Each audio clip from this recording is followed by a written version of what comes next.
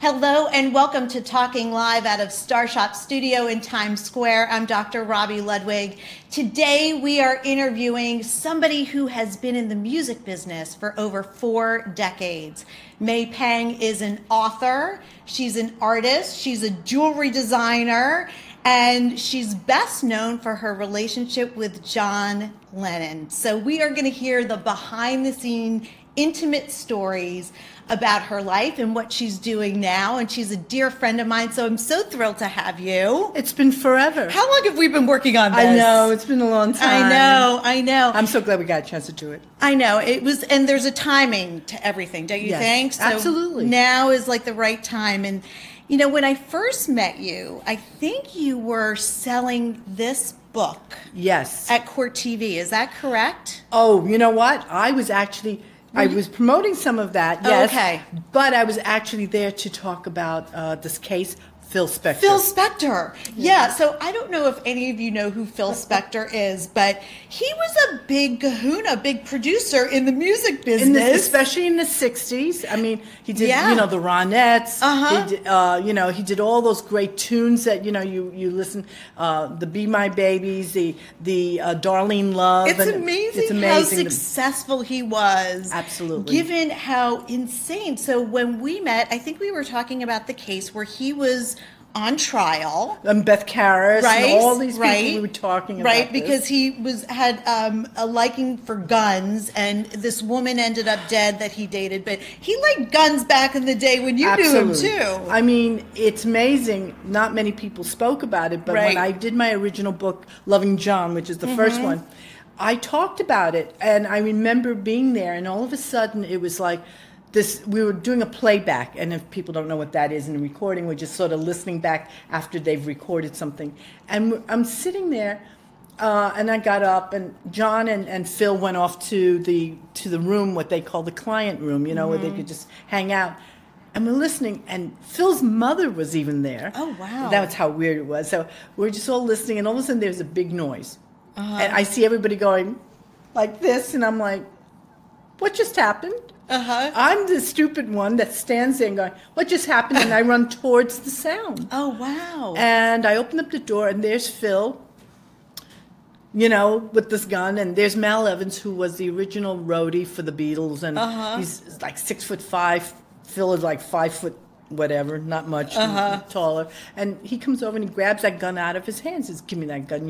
You shouldn't have it. What was wrong with him? I don't know. And I sort of stood there going, what's happening? And John is standing there going like this, going, Phil, if you're going to shoot me, but don't mess with me ears. I need them. And I'm standing going, what just happened? Yeah. And he said, Mal finally said, we were, horsing around, and he just kept hitting me, and it just kept hurting, and it hurt his nose. Yeah. He was just hitting him.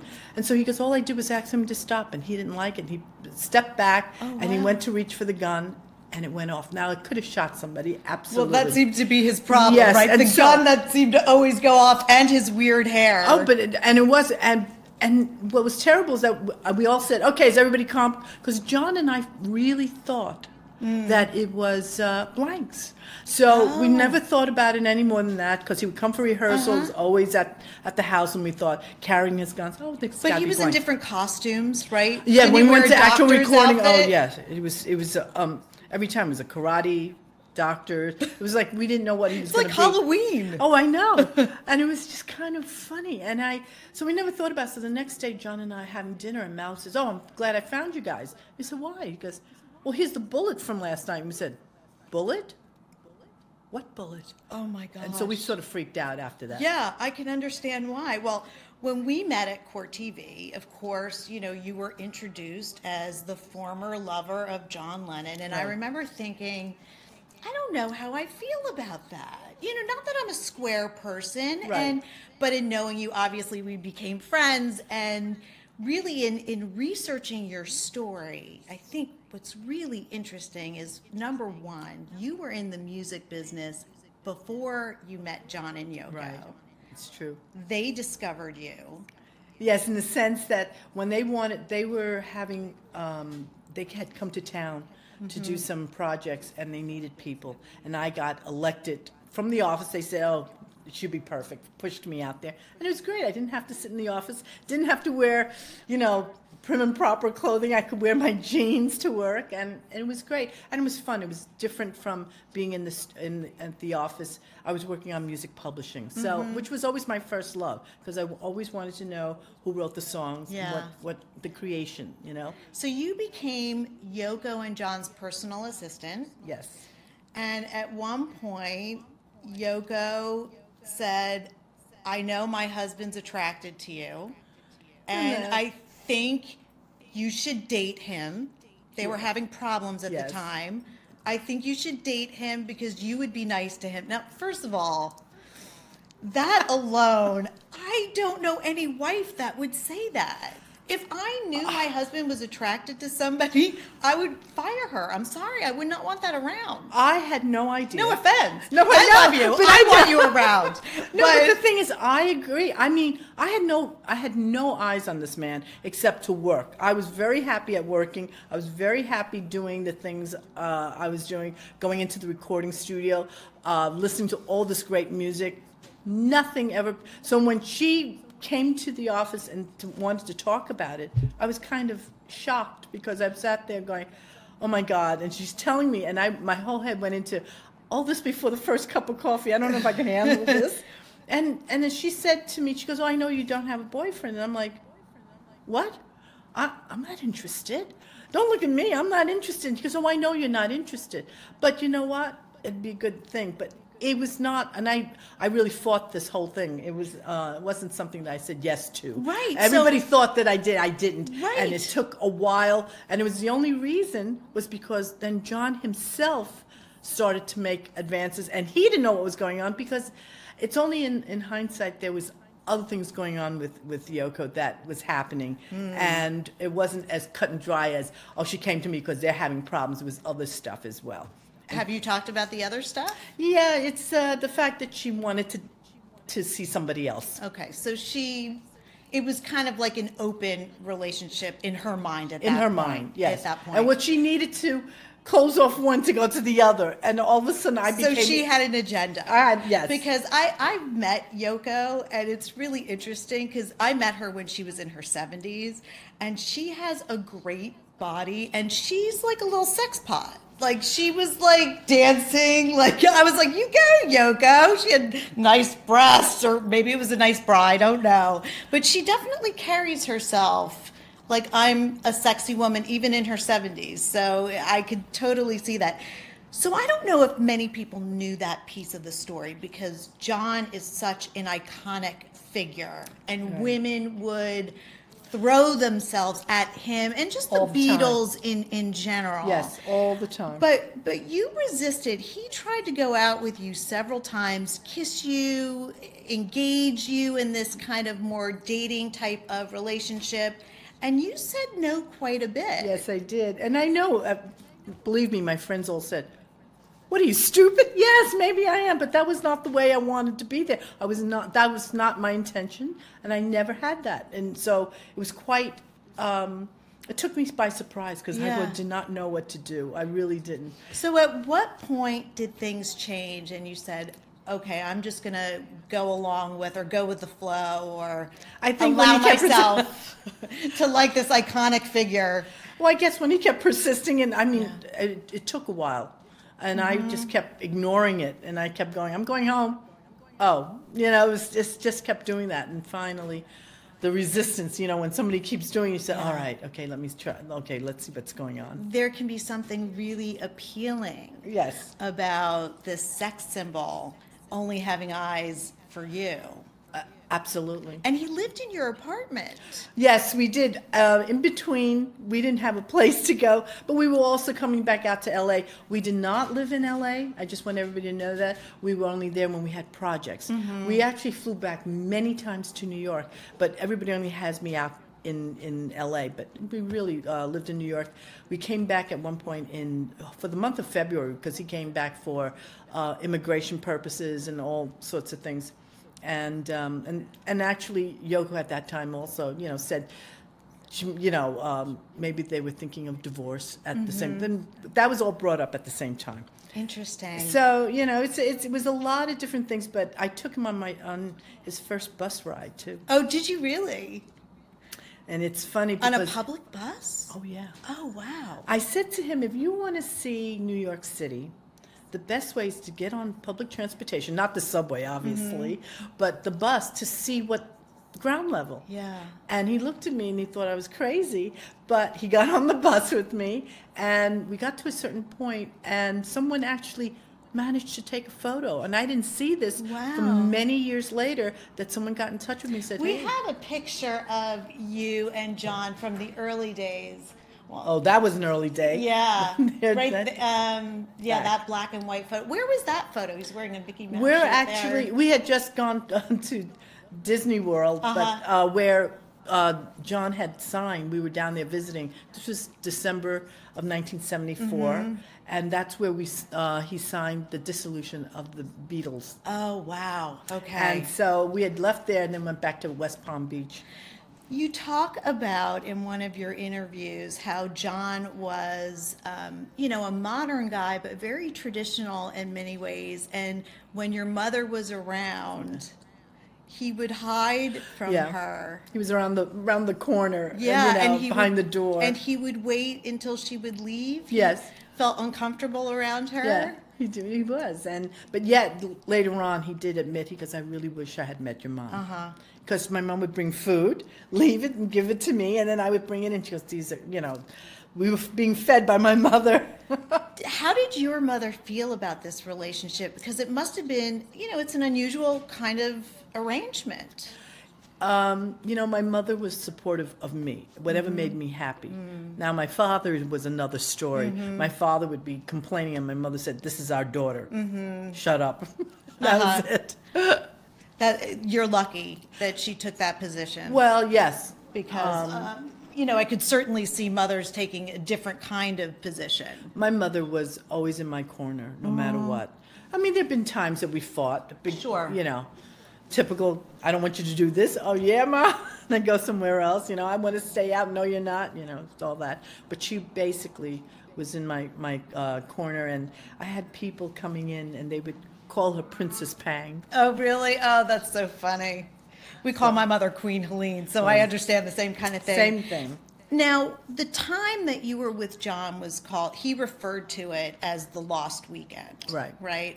And that basically was a reference to a movie where the protagonist was drunk. Yes. And a problematic drunk. And also during this time, there's a lot of myths that surround how John was, that he was drinking and doing drugs and kind of out of his mind. And you say that's not an accurate picture. It isn't. When you go back and you look at all the stuff that he had done, he had his only #1 single with a #1 album. During that time, we did a lot of recordings. We were hanging out with friends. Some of them were part of the cause of why this became the Lost Weekend. Especially with Harry Nilsson. Who I don't understand how that man at that time could stay up. Yeah. I mean, I don't think he ever slept. And it became that whole thing. And so when you look at the press, it's who makes a better copy?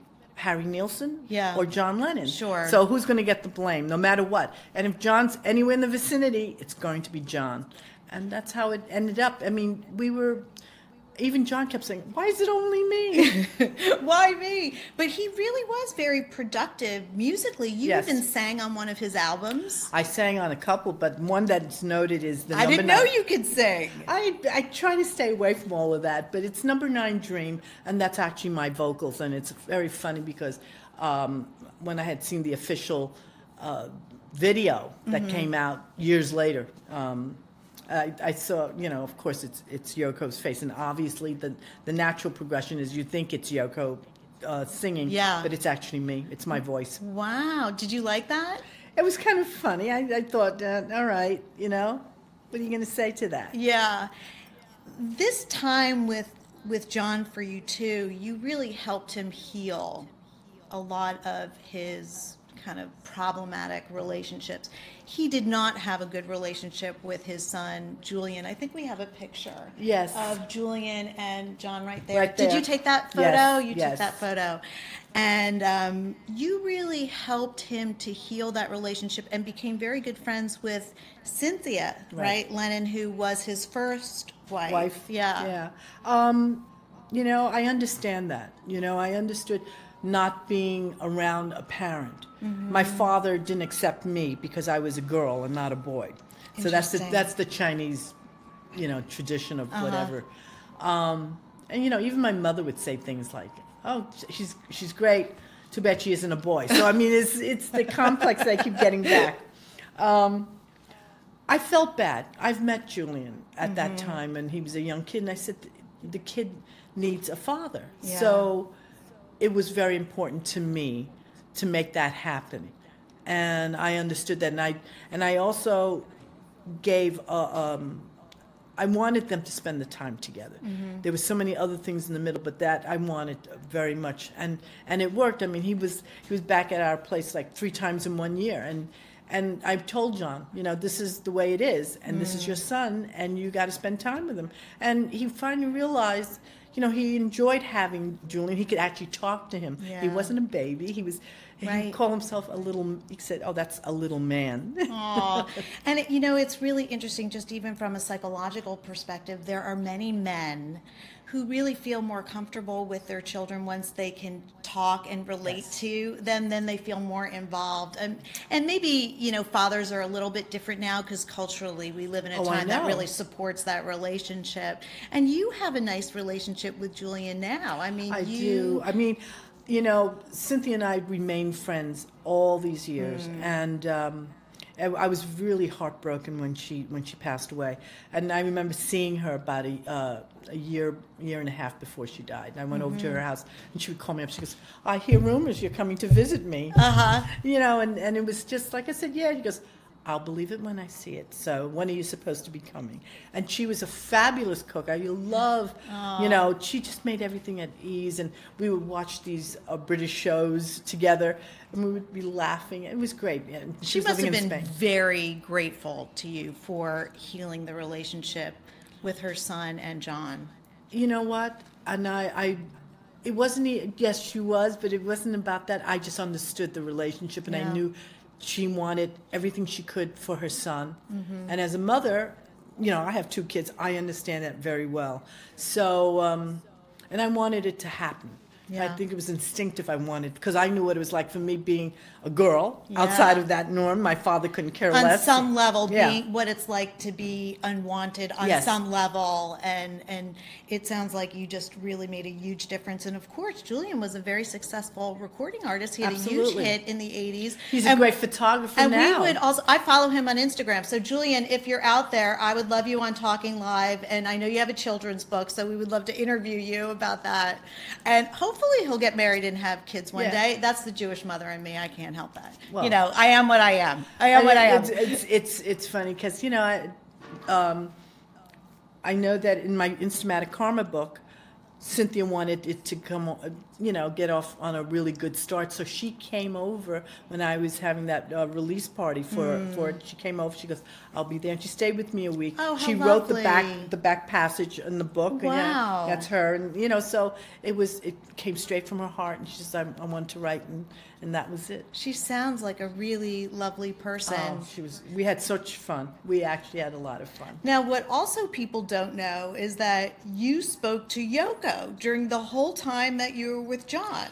That she called all the time. She was involved. I know. In speaking to you. Well, it was a lot of people thought that John was calling. It was actually her. We used to get the calls all the time, and we'd be calling. I mean, for nothing. It was just like maybe 5 calls a day, maybe more. Do you think she ever regretted kind of encouraging John to be with you?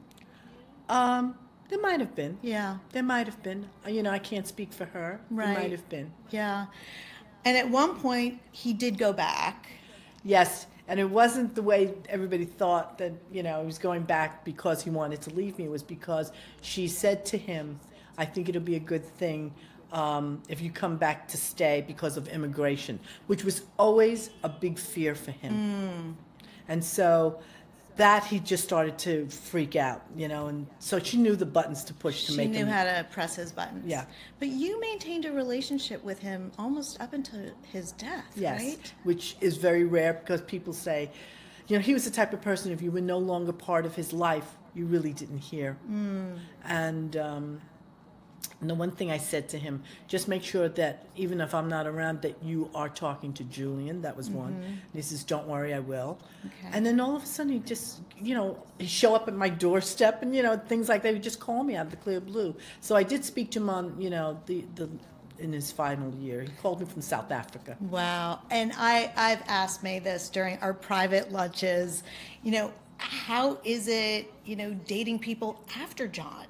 That must have been an odd experience because people knew it. So, I'm sure some men were intimidated. I will say 99%. Yeah. And I really wish, that it wasn't like that. And John actually said that to me. Yeah. I would love for someone to just be seeing me, who I am, and not this other side of me. Yeah. That other life that I had. He's not around. He's not around. I just need somebody to, Right. So I'm hoping, since May is single, that the new mature man can understand that. Yes. That this is a piece of your history, a wonderful piece of your history. Right. But that you can love somebody for who they are and, absolutely. Now that's a part of your past, right? Correct. We're open to new people. Absolutely. Yeah. So I know it's not Match.com, but I just figured I put in a pitch. So you have, first of all, you do many things. I do. You are an artist. You've had exhibits all over. People can buy your artwork. You have a permanent collection in the Cutting Room, which is a very famous place in New York City. Yes, everybody comes there to perform, and it's a great place. Steve Walter has a great place. Yeah. And I, it's a nice club, and I hold my birthdays there, and, Yes. and it's a lot of fun. And it's like one big concert. Oh yeah. I know everybody wants to get on stage, and I couldn't afford to have all these people, but they all love, and I really thank every one of these musicians that want to come up and perform, and they do it for my birthday, and it's a great time. I know, we have a great time. You throw the best parties, and you really wrote this book. It's called Instamatic Karma, right? To show the other side of John, right? Because these are all the pictures that I had taken during our time together, and a lot of people said, "Oh my God, they've never seen him this happy." Yeah, that is what our life was about then. Yeah. It was, and he encouraged you to take the pictures. Oh, absolutely. I have one of the. I have the only pictures of when John was signing the dissolution of the Beatles, which was sad in one sense because the Beatles have now were dissolving, but it opened up another door because it no longer felt that they had to be together. Yeah. That they could just, they can be free. So if they wanted to write together, it was great. And in fact, that's one of the things that happened. After it was all signed, and this was done in, the end of December because it was a time limit, they'd been working on it. All of a sudden, somewhere in January, I'm at home, and I hear John going, "I got to ask you something." And I said, "Oh, what? What?" I always have my back to it. And he says, "What do you think if I wrote with Paul again?" And I felt like the Exorcist, Linda Blair, and I turned my head, and I go, "What are you talking about?" And he says, "What do you think?" I said, "Well, give me an opinion." And I said, "I think, solo, each of you are good writers. You're, in fact, better than most." But I said, when the two of you write together, you can't beat that combination. Yeah. He says, "Okay." Just wanted, and we were going to go down to New Orleans, which is where Paul was writing with, doing his new album, which turned out to be Venus and Mars, and almost got there, and he would have written with him. And he wrote with David Bowie as well. That was something that happened in January. This is all the stuff that was going all during the time of the Lost Weekend, and a lot of people didn't know that what was happening. A lot of people, the myth, there is a lot of myths out there, and that's exactly the truth. But, Elton John, we were hanging out with Elton. We went to Caribou. We gave a song out to Johnny Winter, Keith Moon. out there for Ringo, doing it for him as well. And, and John almost got up on stage also for George. And so we had 3 Beatles always in one room. We were talking. People didn't know that Paul and John were talking during that time. They show up at our doorstep all the time. Interesting. Did you have a favorite Beatle other than John? Other than John. Other than John. I know John's your favorite. say this, and I think I shouldn't have. It's one of those things. Maybe you shouldn't have. Out of the clear blue, John says, "Oh, so who was your favorite Beatle?" And I said, "Oh, Ringo." And just at that moment, I went, "Oh no, what did I just do?" Oh, that's so funny. And he goes, "Really?" And I heard the voice, and I said, "Oh no." I said, "But I was 13. What do you want?" And I said that, and he didn't laugh. I said, "Okay." And that night, we were all hanging out. I remember him saying it to Ringo. He goes, "You were her favorite." And I went, "Oh." So he got jealous. Yeah. Was John a good boyfriend? Yeah, on the whole. There were times his jealousy would be a little too much. So he would get jealous? Oh, yeah. Interesting. Yes. Was he a good lover? Come on. Oh, it's just us. Oh, yes, it's just us. I think you could figure it out. I can imagine. Okay. So with that said, I want to focus on some of the things that you are doing now, because you are doing a lot of exciting things right now. You are speaking publicly. Yes, I'm working with Paradise Artists, which has a lot of different people that are on there. And Bob Burke is my main guy, my main rep. Okay. And, if anybody wants to book me for speaking, I'm there. So I was saying that my nephew goes to Duke, and this semester he is taking a Beatles class. I think they should hire you to come and talk, but I thought that was so fascinating. That didn't exist when I was in college. Oh, exactly. Right? I do it for Syracuse University because the guy who's the professor there was one of my songwriters that I actually helped get him his first platinum album. And you still help artists. Yes. You consult. I consult. You are a consultant. They can hire me for consulting and too. You also, so we are going to make sure that we have May's website up so you can find out where she's having her artist showings and selling her artwork. They can find me on Facebook and my fan page as well. That's right. That's all there. We'll have links for that. You also do Blog Talk Radio, right? Yes. So you have a radio show that you do, and you also recently, and we have a picture of John in a Brooklyn T-shirt. Where is it? There we go. That was the first, and this is inspired by. This is inspired. So you are selling T-shirts that say Brooklyn on it. That's inspired by John, right? Because he wore the Brooklyn shirt for all you Brooklynites out there before the New York City T-shirt. And we always think of him in the New York City T-shirt. So you have one. You're selling these now. Yes. There's the long sleeve, and what's the price range? They're running between 40 and 50. Okay, 40 and 50. And we have a short sleeve version as well. Yes. This is really nice. Do you feel the feel? It's nice quality too. Yes, I didn't want anything that was going to be. No, this is something that people are going to love and wear, and you can wash, and you're going to love it more the more you wear it. Because the T-shirt that he wears there is, after one wash, was like everything was fading away. Everything. It wasn't as good as the one you're making. And it's actually pink yet. I don't know how many guys would want to wear pink. Yeah, I guess. Well, he wore your jeans, right? Yes, he did. I mean, he would wear your jeans. He was a very interesting person. Yes. And you also have feng shui jewelry. The one that has my name on the front that's the front.